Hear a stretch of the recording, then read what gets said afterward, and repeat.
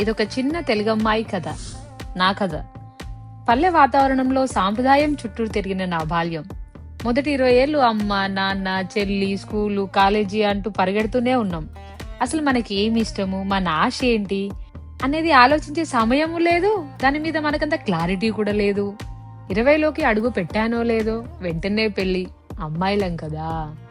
ఆ తర్వాత మరో 10 ఏళ్ళు భర్త, పిల్లలు, వారి స్కూళ్ళు, నిత్యం వారి వెనకే నడిచాం. ఇప్పుడు నేను 30 ఏళ్లలోకి అడుగు పెడుతున్నాను. ఈసారి నా భర్త, పిల్లలతో పాటు నా కలల వైపు కూడా అడుగులేద్దామని నిర్ణయించుకున్నాను. అందుకే నా సుందరి డిజైనర్స్ బుటిక్ ని స్టార్ట్ చేశాను.